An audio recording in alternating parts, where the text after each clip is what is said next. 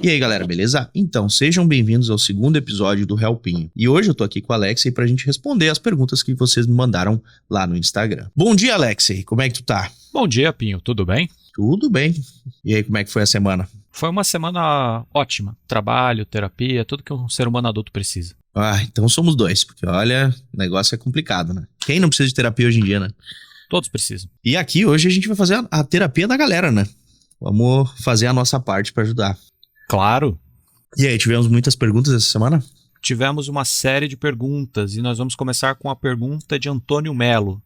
Antônio Melo diz o seguinte na pergunta: como manter o foco por longas horas de estudo? Sinto que a qualidade cai após um tempo. Olha, no meu ponto de vista, a questão do estudo, ele vai muito da preparação, né? De tipo assim, organização de tempo para te conseguir resolver as tarefas que tu tem para resolver antes, assim como resolver também a tua alimentação, o teu autocuidado. Por quê? Quando tu para sentar por longas horas para estudar, tu precisa estar bem hidratado, tu precisa estar alimentado para não ter esses problemas durante o teu sprint de estudo, né? Então, assim, almoça, come uma refeição boa, bem carregada de calorias, também não exagera para não ficar letárgico, para conseguir segurar a onda durante esse tempo de estudo, né? Eu, por exemplo, quando eu quero ler, eu preciso estar bem tranquilo, assim, eu já treinei, já trabalhei, já fiz tudo que eu tinha para fazer, aí eu pego e sento para estudar e consigo me concentrar de fato, né? E aquela boa e velha dica do cafezinho, né? Pega uma xícara de cafezinho ou de chá, uma bebida quente para te ir tomando ali e vai embora. E o principal de tudo é o celular no modo avião, né? Se a pessoa usa o celular para estudar, aí a conversa já é outra, né? Já é um pouquinho mais complexo. Aí vai para desativar todas as notificações de redes sociais e WhatsApp e tudo mais. Mas no contexto geral não tem muito segredo, não. É sentar a bunda na cadeira, bem alimentado, desligar as distrações e tocar ficha. Tem uma máxima de universitários que a gente costumava dizer que até quando você precisa estudar, olhar para a parede é uma diversão melhor do que estudar. Ah, sim, com certeza. É que quando a gente tem que fazer uma coisa que a gente não tá muito na vontade de fazer, qualquer outra coisa fica interessante, né? Até lavar a louça. Seria a procrastinação produtiva, em que você enfrenta uma louça que você está a semana inteira negligenciando, mas só porque você precisa estudar, você vai lá e dá um trato nela para fugir do dever de estudar. Exatamente. E aí também entra aquela história de a gente matar pequenas tarefas para ter aquela sensação de conquista, né? Que é aquela coisa de tipo, acordei de manhã, primeira coisa que eu faço no dia, já arrumo a minha cama, já é a primeira vitória. Então tu já vai entrando no ritmo de conquistas, né? De concluir tarefas. Por isso que não é para todo mundo aquela história de engolir o sapo, a maior tarefa de primeira de manhã. Às vezes o contrário também funciona muito bem, né? E matando pequenas tarefas e aumentando o tamanho delas ao longo do dia, porque daí tu vai te preparando para conseguir trabalhar por mais, por períodos de tempos maiores, né, em cima de uma tarefa. Então tu começa com uma de 5 minutos, depois uma de 10, de meia hora, de 1 hora, de 2, de 3, enfim. Certo. Nossa próxima pergunta vem de Matheus Aguiar, em que ele pergunta o seguinte: fala, Pinho, quais as dicas você daria a alguém de 18 anos e que ainda está indeciso com o que fazer na vida? Profissão, vida amorosa e afins. Bom dia, Matheus. Como é que tu tá? Então, cara, 18 anos é uma fase muito complexa, porque não tem como a gente saber.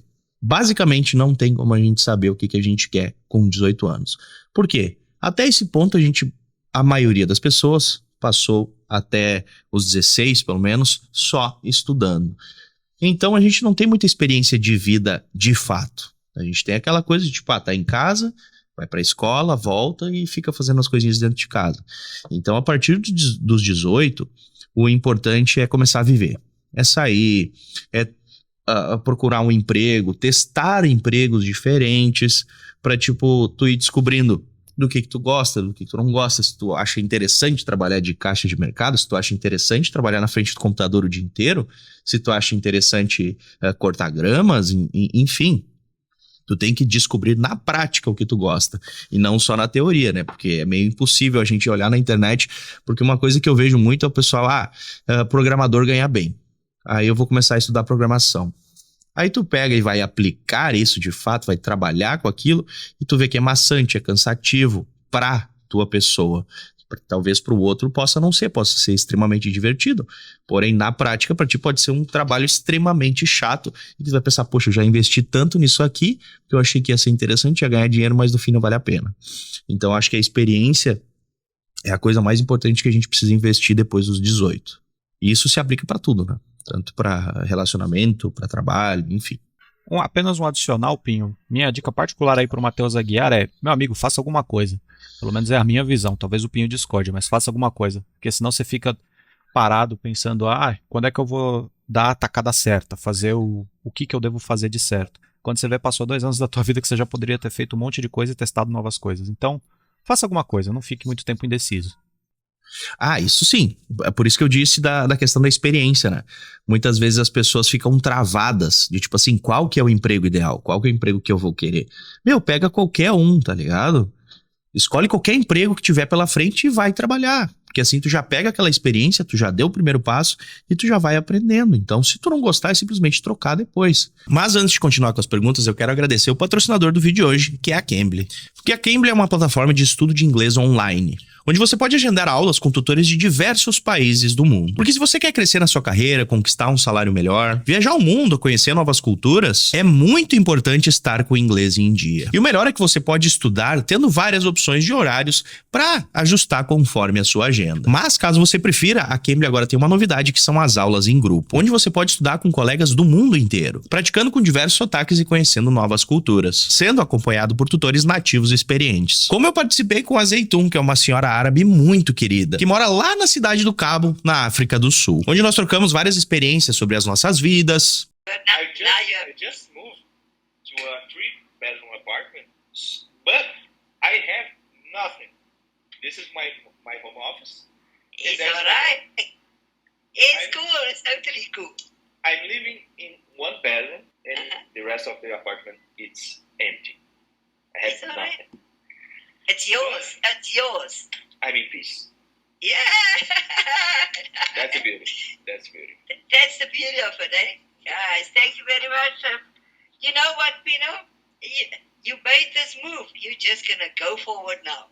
Yeah, I'm really happy, and I'm focused to work really hard right now because I have the time, I have the silence, I have the peace, I have everything I need to just focus on my future. Então, além de aprender inglês, você conhece outras culturas e faz novos amigos pelo mundo. E as aulas em grupo são um contexto perfeito para você praticar conversação, pois vai se preparar para situações futuras tanto para trabalho quanto para viagens. Então, se você tá precisando trabalhar no seu inglês, aproveita o meu cupom PINHO23 que dá um super desconto nos planos anuais do Cambly. São planos a partir de R$ 74,00 por mês para 1 hora de aula por semana. Então não perde tempo, porque essa promoção é relâmpago e só vale 48 horas. Então usa o meu link da descrição pro pessoal da Cambly saber que você veio daqui do meu canal. Mas então, vamos continuar com as perguntas. Perfeito. Para a próxima pergunta, Pinho, eu vou pegar a cópia do meu livro do Essencialismo do Greg McKeown. Show.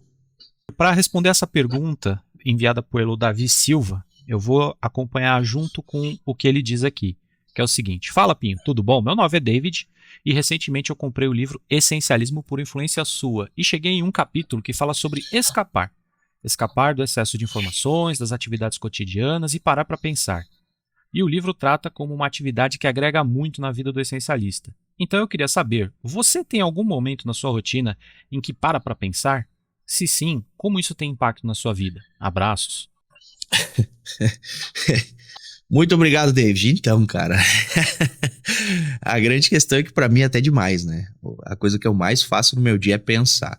E às vezes eu entro no excesso de pensamento, né? Porque eu não costumo consumir muito as redes sociais. Eu assisto mais, são vídeos no YouTube relacionados ao trabalho e tudo mais, pra estudo de fato. Mas, cara, eu digo que a gente precisa ter as duas coisas, né? O momento de solitude é aquele pra gente pensar na nossa vida, no que a gente tá fazendo, pra onde a gente quer ir, nos nossos planos, nos nossos relacionamentos. Porém, a gente precisa se ocupar também. Não pode simplesmente ficar pensando o tempo todo. Mas sim, o assunto que a gente tá falando aqui, de fugir dessa coisa do consumo e de deixar que o mundo pense pela gente é muito importante. Porque daí a gente para de viver no modo automático, né? Que a gente vinha seguindo ao longo dos anos. Então, é muito bom separar uma hora do dia, pelo menos, pra te ficar offline. Sair completamente do mundo do consumo e entrar no teu próprio mundo ali, entendeu? E uma coisa que pra mim funciona, que não é só isso que eu faço, mas assim, o exercício é muito bom pra isso. Pra, tipo, sair fora do mundo e entrar pra dentro de si mesmo, entendeu? Aquele momento de foco em que tu literalmente não pensa mais nada. Eu, pelo menos, quando eu tô me exercitando, eu não consigo ficar pensando no trabalho, nos problemas que eu tenho pra resolver. Eu botei o pé dentro da academia, eu viro a chave e fico ali naquele momento de meditação diária. Fora os outros momentos aqui que, como vocês podem ver, tô aqui na minha mesa. Às vezes eu fecho o computador aqui e fico pensando na minha. Eu abro a janela aqui, eu vejo as luzes da noite aqui da minha sacada. Então eu consigo pensar com calma, porque a terapia, de fato, ela é muito importante. Eu vou na psicóloga. Eu comecei na psicóloga faz um mês, eu acho, mais ou menos. Mas, tipo assim, muito do que ela me fala também diz respeito a eu ter o meu momento de reflexão, né, de terapia própria. Tipo, sentar aqui quietinho, pensando na vida, escrevendo no meu diário as minhas frustrações, como que eu tô lidando com as coisas. Então, sim, eu acho que é um momento essencial no dia de cada pessoa sentar para refletir sobre a vida. Perfeito, Pinho. Para aqueles que estão nos escutando, a pergunta do David é referente ao livro Essencialismo, do qual vocês podem entrar aí no canal do Pinho e conferir a review que ele já fez muito tempo atrás referente a esse livro. O David está se referindo à segunda parte do livro, que o autor descreve como explorar, que é o tópico 5, que é escapar os benefícios de estar indisponível na página 71. E, pessoalmente, vou te falar, Pinho, que maravilha é estar indisponível, não atender celular, não atender mensagem, ter aquele momento apenas para si. É difícil, mas atende aí ao que o nosso amigo David precisa para pensar um pouco mais. Exatamente. Vamos lá, nossa próxima pergunta vem de Anônimo. Ele diz o seguinte: Pinho, tenho dificuldade em me impor quando as pessoas fazem brincadeiras sem noção comigo, quando passam do limite, sabe? Existe uma maneira de eu evitar esse tipo de situação e me impor de uma forma em que eu evite conflitos com essas pessoas? Ou será que nesses casos o conflito vale a pena para ganhar um respeito? Observação: seu conteúdo está mudando muito a minha vida para melhor. Tudo de bom para ti. Muito obrigado, Anônimo. Então, cara, a questão nesse ponto é que, assim, a gente não pode querer evitar o conflito a todo custo para deixar chegar no ponto de só afetar a gente e a gente só pensar nos outros. A primeira coisa que a gente precisa fazer é pensar em si mesmos. Então, a partir do momento em que alguém tá fazendo brincadeiras contigo frequentemente, te incomoda, e é uma coisa recorrente, não é uma coisa de uma vez só, vale completamente a pena tu pegar, te impor, falar: isso aqui não tá certo, eu não gosto. Para com isso que eu não gosto, e acabou a história. Tem que bater o pé, porque senão a coisa vai continuar. Porque se é uma situação que, tipo, aconteceu uma vez, fez uma piada, não gostei, beleza, aí a gente pode relevar. Mas quando é uma coisa que é frequente, que é contínua, aí, cara, isso só tá te fazendo mal. Não tem por que tu ficar pensando só no lado da outra pessoa, se isso tá te atingindo todo santo dia, ou toda semana, enfim, com a frequência que você se vê. Então, o conflito sempre é válido se é para resolver um problema recorrente. E às vezes até para discutir algum erro, algum problema menor que aconteceu uma vez só, né? Mas daí também é um conflito que é mais uma conversa, né? Tipo, pô, isso aqui tu fez, eu não achei legal e tal e tudo mais. Mas a partir do momento que se torna recorrente, aí a conversa muda. E sim, tem que se impor sempre com coisas que você não gosta. Tá certo. E para complementar aí a dica do Pinho, nosso amigo Anônimo, veja se tem alguma possibilidade de você se afastar desse grupo, porque às vezes é você que está se submetendo a um grupo tal qual não merece a sua presença e por causa disso eles fazem brincadeiras contigo. Então, veja se é viável você, se possível, talvez trocar de amigos ou trocar de emprego. E é aquela velha história, né? Que hoje em dia, com a internet e com todo o acesso à informação que a gente sempre encontra a nossa turma. Então, tipo assim, se as pessoas que tu convive não dão valor pra ti, não te respeitam, mano, vira as costas e vai procurar a tua turma, porque tu sempre vai achar gente que te respeite, que goste de ti de verdade. Perfeito, Pinho. Vamos para a nossa próxima pergunta, que foi enviada pelo Cauã Gremori, em que ele pergunta o seguinte: como diferenciar solitude de solidão? Cauã, muito obrigado pela pergunta. Então, a diferença entre solitude e solidão é que a solidão é um sentimento negativo, de, tipo assim, de tristeza, é uma coisa depressiva, de, tipo assim, estar sozinho, de se sentir mal de estar sozinho, de saudade, de falta de socialização, enfim. Essa é a questão da solidão. A solitude é o ato de estar feliz consigo sozinho. Tipo, poder aproveitar os momentos de isolamento no seu próprio mundo. Como eu faço aqui no meu dia a dia, e tipo, cara, fico no meu escritório, fico lendo as minhas coisas 90% do dia.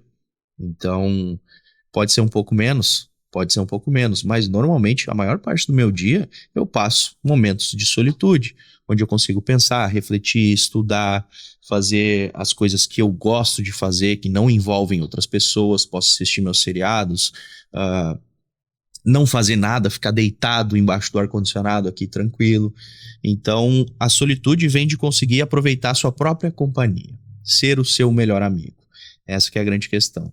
A solidão é algo que não é saudável se sentir só o tempo todo. A gente não precisa normalizar isso de tipo, é normal se sentir triste sozinho e tudo mais. Não, isso não é normal. Isso é falta de socialização, é falta de relacionamentos, é falta de afeto. Então, a solidão, ela tá mais ligada à socialização com outras pessoas e a solitude, à socialização contigo mesmo. Perfeito, Pinho. Adicionando aí para o nosso amigo Cauã, meu amigo, eu também tinha essa dúvida em saber diferenciar um do outro. Até o dia que eu experimentei pela primeira vez em ir num cinema sozinho, jantar sozinho. Meu amigo, não tem coisa melhor do que a sua própria companhia. É isso. Cara, no cinema eu nunca fui sozinho, tá? Mas, cara, comer sozinho é um negócio muito diferente, né? Sim, de fato. Jantar sozinho é muito bom. E detalhe, sozinho, sem celular, sem rede social, sozinho, você com seus pensamentos. E até pra aproveitar melhor a refeição, né? A gente fica assim, poxa, que coisa boa isso aqui, né? Às vezes a gente nem percebe o que é o alimento que a gente tá comendo e tal, e a questão da gratidão e tudo mais. Então é uma experiência muito interessante, sim, fazer as coisas sozinhos, porque tu consegue estar mais presente no momento. Né?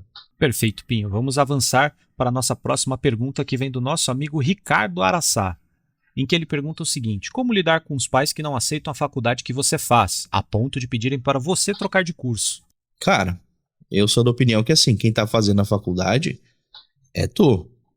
Quem vai trabalhar nessa carreira que vem da faculdade é tu. Então, assim, os pais podem intervir no ponto de tipo assim, poxa, será que isso é legal e tal? Eles podem dar a opinião deles, mas intervir na tua carreira, no teu futuro, eu acho completamente desnecessário e eu acho que não cabe aos pais. Porque assim, se a gente for pensar de uma forma lógica, tu vai passar 20, 30, 40 anos fazendo isso. Então não deveriam ser eles que decidem o que tu vai passar 40 anos da tua vida fazendo. E sim, você mesmo, porque só você sabe que tá a ponto de se submeter com o que quer trabalhar, enfim. Então é uma coisa que passa do relacionamento saudável, né, com os pais. O ponto que eles querem decidir e mandar no teu futuro. É a mesma coisa com relacionamentos, né? Quando os pais querem se envolver no relacionamento de um filho. Isso aí não cabe. Não cabe aos pais se meter no relacionamento e no trabalho dos filhos. A única coisa que é o papel do pai é cuidar, dar amor e dar qual que é a palavra que eu quero usar? Auxílio, né? É dar o auxílio, é criar a oportunidade pro filho. De, tipo assim, tu dá o suporte. O papel do pai é o suporte do filho. Não mais do que isso. A partir do momento que tu dá o suporte atrelado ao fato de que tu quer escolher também o que ele vai fazer com esse suporte, já tá completamente errado. Então é uma questão que precisa ser conversada com os pais. Tipo assim, poxa, sou eu que vou trabalhar, então sou eu que decido o que eu vou fazer da minha vida de fato. De fato, Pinho, talvez eu compreenda um pouco a situação do nosso amigo Ricardo, porque, não sei se é o caso dele, mas muito provavelmente o pai e a mãe dele devem estar pagando a faculdade dele. Não sei se é o caso, mas tem muita gente que se encontra nessa situação de ter pai e mãe chegando junto ali nos cascalhos para pagar a faculdade e acha que tem o direito de poder dizer o que o filho vai fazer ou não. O que vai caber aí ao nosso amigo Ricardo é quando ele se formar, provar e mostrar que, olha, pai, mãe, essa é a faculdade que eu fiz, eu escolhi, eu tô feliz e minha vida é essa. Normalmente acontece isso, né? Mas eu não consigo entender, de fato, que ponto que chega a isso. Porque, tipo, tu pega, tá, o pai tá pagando a faculdade e ele acha que tu não devia fazer aquilo. Tá, mas e no começo, por que tu não falou nada, entendeu? Tipo, quando vai fazer o vestibular. Tipo, vou entrar na faculdade de sociologia. Ah, mas eu não acho legal o que tu tá fazendo. Por que tu não me falou antes, entendeu? Por que agora entra a opinião? Porque, assim, no meio do processo a gente nunca tem resultado. Quando a gente tá no meio de uma faculdade, a gente tá quebrado, sem dinheiro, sem trabalho. Então, é o meio do caminho. Não tem como a gente julgar o sucesso do filho, o sucesso de uma carreira, no meio da faculdade. Então, é óbvio que aquilo vai ter uma imagem completamente diferente do que vai ser o futuro da pessoa. Eu, quando fazia faculdade de design, era uma tristeza. Porque, tipo assim, cara, o cara não tem dinheiro, não tem emprego, ninguém quer contratar. Tu ainda não é formado, mas daí tu já tá fazendo faculdade há tempo demais. Então tu tá naquele limbo de, tipo assim, as pessoas não querem te pagar muito, mas também não podem te pagar pouco. Então tu não consegue emprego. É uma situação muito complicada, entendeu? Não tem como eu explicar isso além de ser, de fato, o meio do processo. A gente nunca consegue julgar o resultado final no meio de uma pintura de um quadro, por exemplo, entendeu? Então, ou a gente pensa no início e se planeja e percorre todo o caminho para chegar no resultado final, ou a gente não faz. Então não adianta querer julgar no meio do caminho a história. Isso eu acho uma baita de uma besteira. Claro. E pro pai e a mãe do Ricardo aí, coroas, aguenta, segura aí, o Ricardo sabe o que tá fazendo. Se ele não souber, ele vai corrigir no caminho. Mas o melhor ainda é se ele fizer faculdade pública, seja ela do estado ou federal. Porque aí, meu amigo, vocês estão economizando o preço de um carro em 4, 5 anos de curso. Então, não reclame e deixa o menino seguir a vida dele. É isso aí. E um abraço pro Ricardo. Certo. Próxima pergunta vem do nosso amigo Bruno, em que ele pede para você, Pinhos, dicas para o planejamento financeiro para sair da casa dos pais, ou seja, morar sozinho. Cara, planejamento financeiro para sair da casa dos pais é um negócio muito complicado, porque quando eu fui morar com a Carol, eu tinha 23, acho que eu tinha 23 anos na época. E, cara, foi um negócio meio louco, assim, tipo, a gente resolveu, tipo, vamos morar junto, beleza. Aí a gente procurou um kitnet, alugou, a gente não tinha dinheiro guardado, tá? O nosso planejamento foi, tipo assim, vamos morar juntos? Vamos morar juntos. Então a gente pegou, alugou, na época se pagava, eu acho que, eu não sei se era calção, que era adiantado uns aluguéis. Enfim, pagamos, eu acho que era 3 meses de aluguel, na época eram R$600, então faz vezes 3, quase R$2.000. E entramos pra dentro, a cama, eu levei a cama que eu tinha na casa dos meus pais, a gente comprou a cozinha, que era essas cozinhas modulares que tu compra os pedaços, né, e pode adaptar o tamanho que tu precisa. Então foi mais uns 1.000 e tantos reais, acho que uns 2.000 no total. Compramos uma máquina de lavar e uma de secar. Não, na época a gente não comprou. A gente comprou um daqueles tanquinhos safado que era horrível de lavar a roupa, que tipo assim, era um caos pra lavar as roupas naquilo. Depois a gente investiu em uma máquina de lavar de fato. E aí depois de um tempinho a gente comprou micro-ondas, que também tá aí na casa de uns R$500. Acabei de comprar um, inclusive. Foi um dos mais baratos que eu encontrei, R$520 no micro-ondas, que eu acho um absurdo. O sofá da sala também, a gente pegou, também foi mais uns 1.000 e tantos, R$1.200.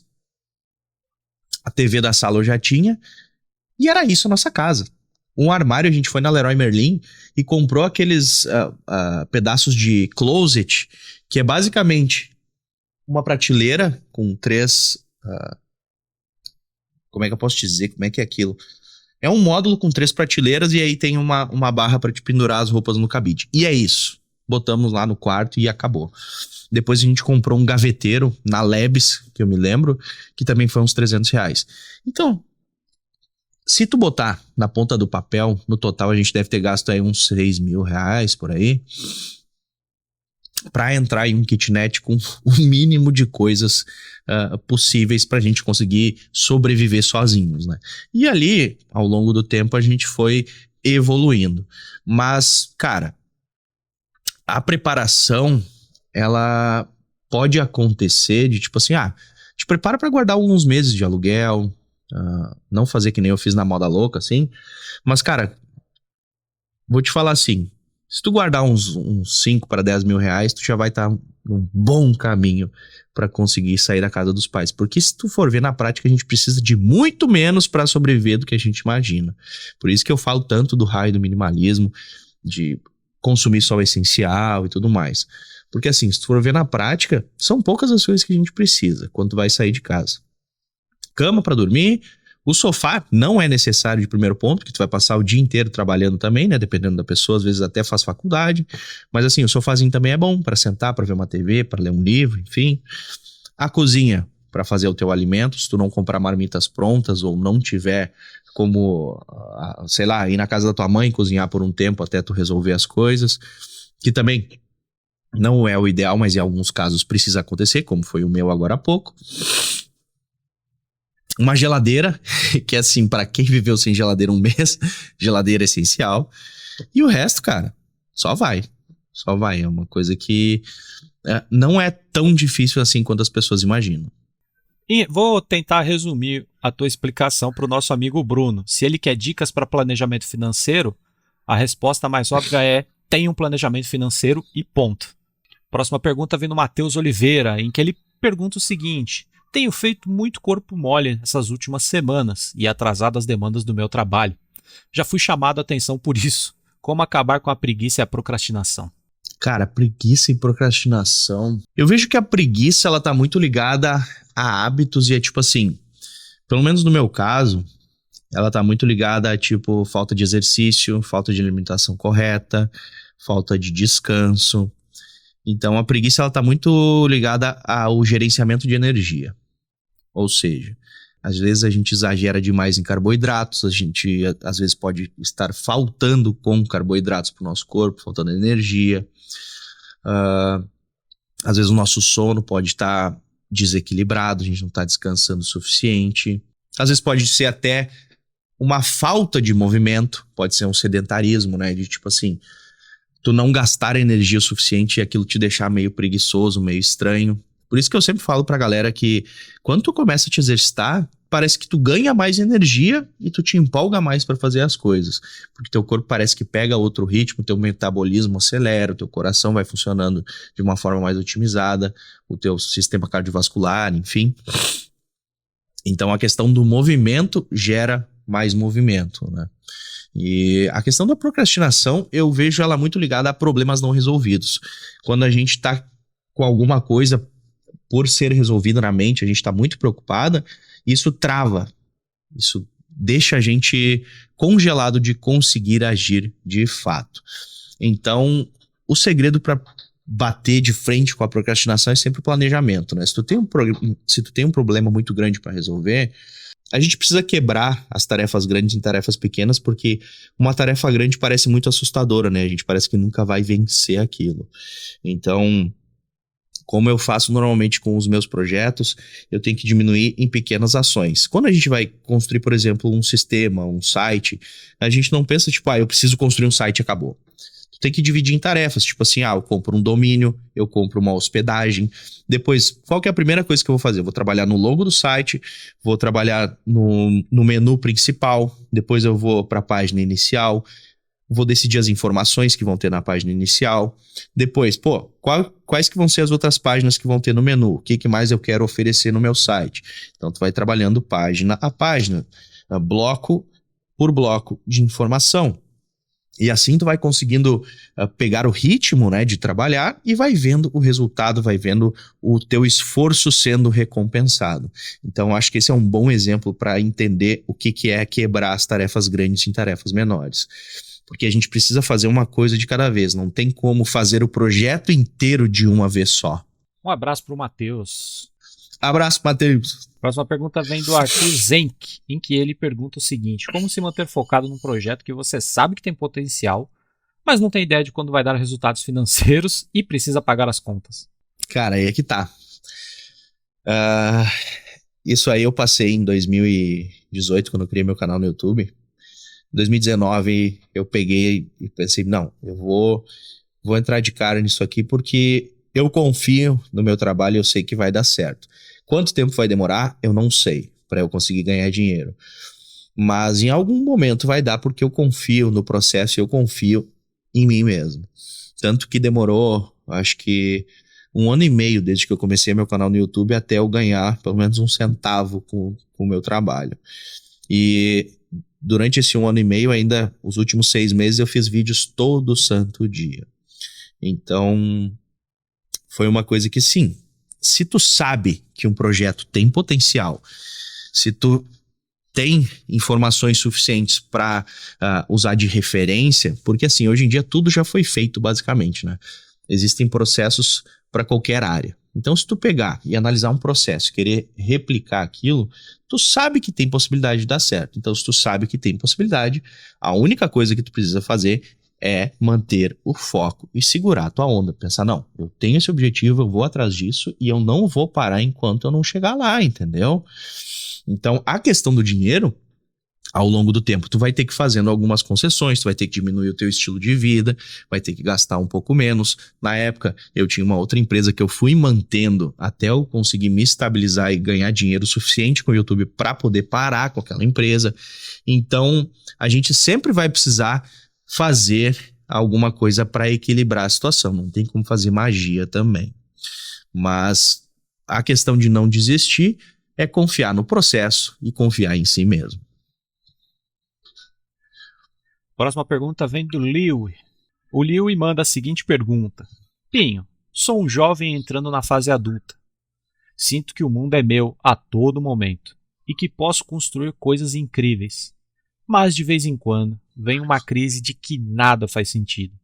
Para que se esforçar tanto em um mundo em que está um caos e construir coisas que talvez eu não aproveite tanto quanto meus sucessores? Alguma dica para barrar tais pensamentos?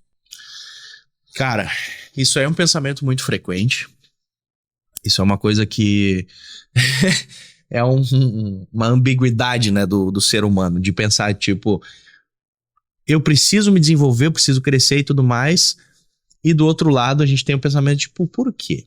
Por que eu tô fazendo isso? Qual que é o sentido? Será que vale a pena? Eu vou morrer igual? Pra que eu vou me esforçar tanto se eu não vou aproveitar, entendeu? Mas, cara, vou te falando de uma pessoa que já tentou as duas coisas, tá? Eu já cheguei a um ponto em que eu pensei, tipo,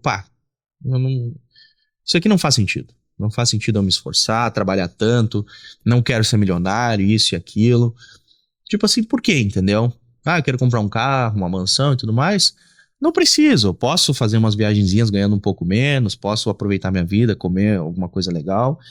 Mas, cara, quando tu te limita a essa situação de não ver sentido nas coisas, tu começa a ficar depressivo. Tu vai ter tempo livre, porque tu não vai querer fazer muita coisa, se esforçar muito. Aí tu vai parar em casa pensando, tipo, que vida sem graça. Tipo, não tem nada pra fazer. Tu já entra naqueles momentos de tédio, tu já fica assim meio, tipo, desanimado com a vida. Por quê? A vida precisa de progresso, a vida precisa de movimento, a vida precisa de constância, de evolução, de crescimento. Então o ser humano precisa crescer ao longo da vida, a gente precisa subir a montanha. Eu não vejo a vida como uma linha reta, né? Eu vejo ela como uma subida bem íngreme, onde a gente precisa ir subindo um degrauzinho por dia, que eu sempre falo de 1% todo dia, né? Porque se a gente não sente progresso, se a gente não sente evolução no dia a dia, seja através dos estudos, do trabalho, dos relacionamentos, a gente vai ficando meio triste, meio depressivo. Porque assim, é sempre um dia a menos que a gente viveu.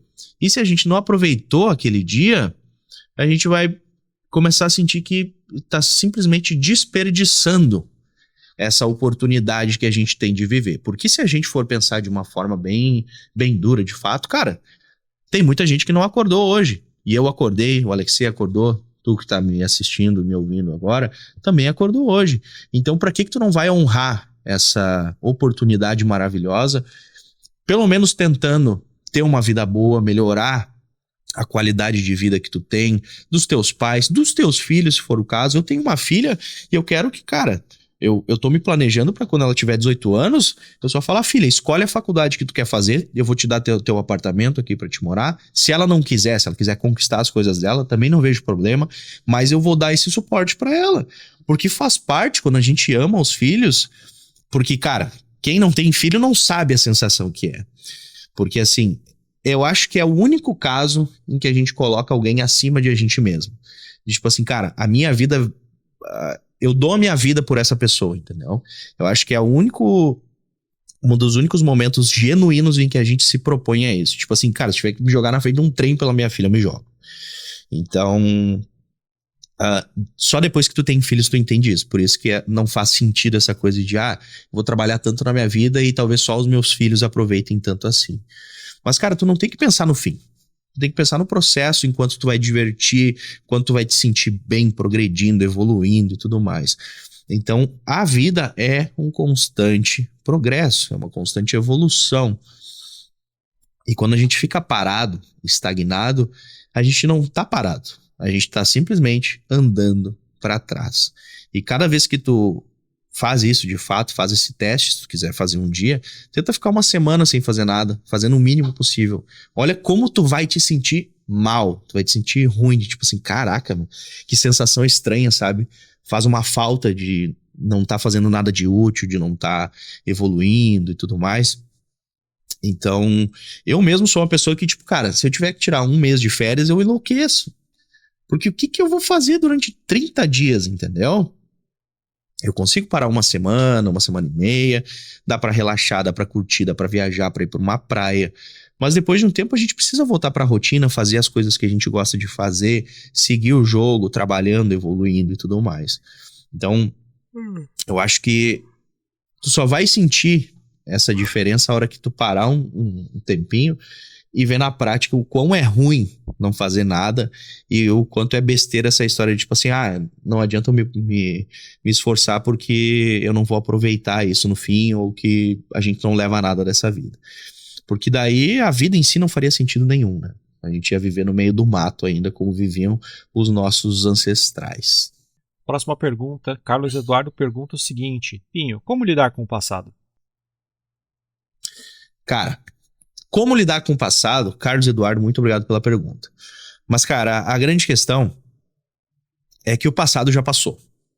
E se a gente vive no passado, a gente vive em depressão. Então, o que a gente precisa fazer é aceitar e perdoar as coisas que já passaram para poder seguir em frente. Enquanto tu não aceita tudo que tu já viveu, o que já aconteceu contigo, e não perdoa as pessoas que te machucaram, os problemas que tu teve por conta dos outros, ou se alguém te atingiu, se tu teve um chefe que foi ruim pra ti, um relacionamento que foi que te feriu, que te magoou, tu nunca vai conseguir seguir em frente. Então, o processo do perdão é muito importante pra gente conseguir seguir a nossa vida. Porque é aquela coisa, quando a gente se preocupa muito com o passado, a gente fica em depressão, se a gente se preocupa muito com o futuro, a gente vive em ansiedade, então a gente precisa viver no presente. Por isso que se chama presente, né? Um presente da vida pra gente. Poder aproveitar cada momento e um dia de cada vez. Então, cara, esquece que já passou. Aceita, perdoa, segue em frente. Isso faz parte da tua história, não tem como tu mudar. E, inclusive, todos os problemas e o passado que tu já teve serviram para moldar a pessoa que tu é hoje. Então, se tu é uma pessoa maravilhosa como tu é hoje, é por causa das coisas que tu já passou, tu superou e que te moldaram, que te fizeram quem tu é. E o Leonardo Junqueira manda o seguinte: como montar uma rotina de trabalho, estudo e exercícios sem se sobrecarregar? Então, Leonardo, muito obrigado pela pergunta.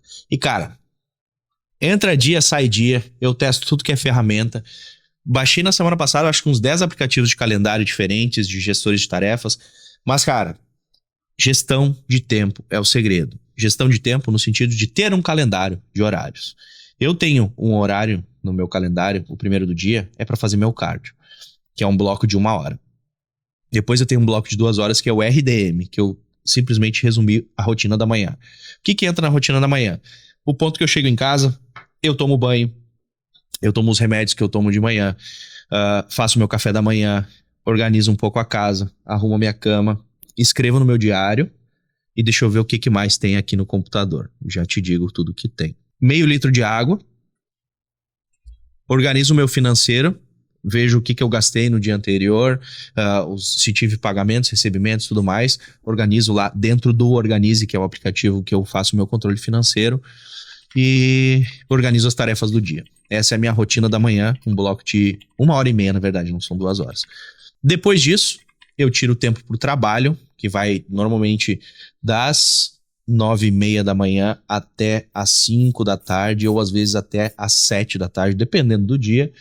E depois disso eu tenho tempo de 2 horas, um bloco que eu separo pro meu treino de hipertrofia.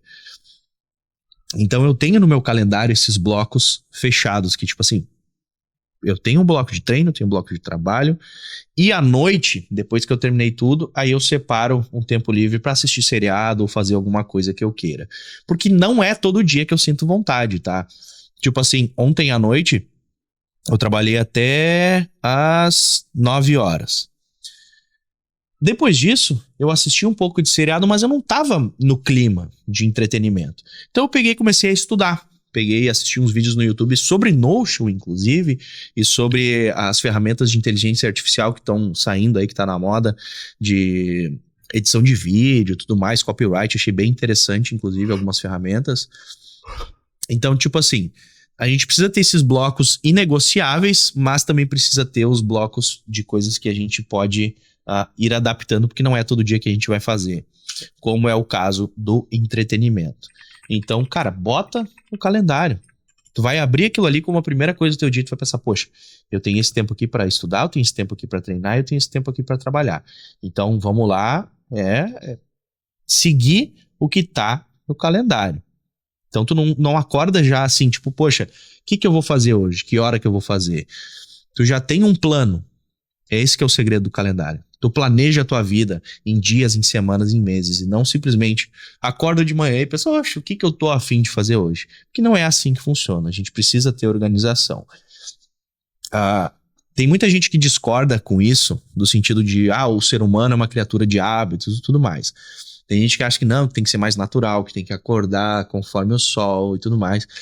Eu já não sou muito dessa opinião. Eu já acho que se a gente se torna 50% humano, 50% mais robô, no sentido de ter algumas tarefas automatizadas e organizadas e agendadas, funciona muito melhor no contexto geral da vivência do dia a dia e do progresso, como eu falei na pergunta anterior. Então, cara, calendário, não tem o que fazer. Esse é o segredo. Henrique Mag manda uma pergunta sofredora. Pinho, como lidar com saudade da ex e lidar com a dependência emocional? Abraço, Pinho. Obrigado por tanto. Muito obrigado, Henrique. Então, cara, a saudade é um negócio muito forte, né? E a gente não tem muito como fazer. Eu, inclusive, ouvi uma frase essa semana que a saudade de um ex, de uma pessoa que a gente já não se relaciona mais, é uma coisa tão forte, porque assim, é um luto que a gente tem por uma pessoa que ainda tá viva, entendeu? Então, cara, quando uma pessoa falece, a gente tem o luto porque, sim, cara, fez uma parte na nossa vida e tudo mais, e a gente fica triste porque nunca mais vai ver aquela pessoa. O problema do luto do relacionamento é que aquela pessoa ainda existe, ela ainda tá viva. Tu vai cruzar com ela por alguns lugares, tu vai lembrar da história que vocês nunca tiveram, nunca continuaram. Então é por isso que é tão triste terminar um relacionamento, né? Por saber que a história que vocês poderiam ter construída foi cortada pela metade. Mas, cara, faz parte. Tu vai cruzar por alguns momentos. E a minha dica para quem tá lidando com um término de relacionamento é sempre pra terapia. Porque é muito difícil de lidar, sozinho principalmente. E quando a gente vai conversar com amigos, com familiares, essas pessoas normalmente vão pender pro nosso lado e não vão apontar os nossos erros, não vão mostrar para nós de fato o que a gente estava fazendo de errado, por que terminou o relacionamento de fato. Então, eu acho que a terapia é um bom caminho para isso. Quem não tem condições de fazer, aí beleza, a gente pode conversar com amigos, com pai, com mãe. Mãe é maravilhosa para isso, porque ela sempre tem aquele poder de acalmar a gente quando a gente tá completamente desestabilizado. Então, cara, mas não tem como fazer isso ficar fácil, tá? O término é sempre muito difícil. Próxima pergunta é desafiadora, Pinho. Adriano pergunta o seguinte: Pinho, mesmo sendo minimalista, você sente que ainda falta algo na sua vida? Muito obrigado, Adriano. Cara, isso é uma pergunta que eu me faço frequentemente, sabe? Tipo, agora eu tô num processo de comprar as coisas pro meu apartamento, que é pra ter o básico. Mas, cara, faltar algo no sentido de coisas na minha vida, eu não sinto. Não sinto falta de coisas. Eu quero comprar um carro agora no meio do ano, depois que eu terminar de imobiliar o apartamento, mas é por um motivo específico. É para poder viajar, para poder me locomover para lugares mais longe e tudo mais. Que é a única coisa que eu sinto que falta na minha vida é a questão da experiência de conhecer novos lugares. Eu fiquei tanto tempo focado só em trabalho, inclusive com a pandemia também fiquei mais ainda, que eu acabei postergando essa coisa de viajar, de conhecer outros lugares, de passear, de sair para filmar como eu fazia no início, tirar fotos dos lugares, conhecer restaurantes e tudo mais, que é uma coisa que eu gosto de fazer. Então eu acho que a única coisa que falta, que eu sinto falta na minha vida, é de ter essas experiências, de conhecer novos lugares, novas culturas. Além disso, eu não sinto mais falta de nada. Coisas, então, simplesmente irrelevante. Eu vou investindo em coisas novas porque eu vou melhorando, às vezes, como é o caso de equipamentos para o meu trabalho. Tem coisas que eu quero melhorar, mas que não são urgências. Então vai ser a última coisa que eu vou mexer. Depois que eu arrumar minha casa, comprar meu carro, começar a guardar bastante dinheiro de fato para investir, para criar minha renda passiva, que eu estou nesse processo agora. Porque assim, no futuro a gente nunca sabe o que pode acontecer, então a gente precisa se planejar para ter essa segurança. Depois disso, eu vou começar a fazer pequenas melhorias, pequenas reformas na minha vida e tudo mais, tanto no trabalho quanto em algumas coisas da casa que precisam ser mudadas. Mas enfim, não sinto falta de coisa nenhuma, graças a Deus. E isso foi uma grande evolução por causa do minimalismo, né? Porque antigamente eu sempre achava que faltava alguma coisa para eu ser feliz. E hoje não falta. O que falta é a forma com que eu ajo, com que eu vivo e o que eu escolho fazer no meu tempo. Mas enfim, eu acho que era isso, né, Alexei? Para hoje foi maravilhoso, já deu aí... Olha, vai dar mais uns 40 e tantos minutos de programa. Então, não esqueçam de mandar as perguntas por DM lá no Instagram, começando com #Helpinho, que daí eu consigo identificar as mensagens e já separar pra gente responder na semana que vem. Então, muito obrigado pela presença de todos. Muito obrigado, Alexei, pela ajuda maravilhosa aqui. Inclusive, teve vários elogios no primeiro episódio. As pessoas gostaram muito de ti, viu só? Tá de parabéns. Que bom. E não esqueça de se inscrever lá no meu canal do YouTube, que lá vocês podem assistir a versão em vídeo do Helpinho. E também deixe o seu comentário, o seu like, e seja em qual plataforma você estiver assistindo ou ouvindo esse programa. Então a gente se fala na próxima semana e valeu!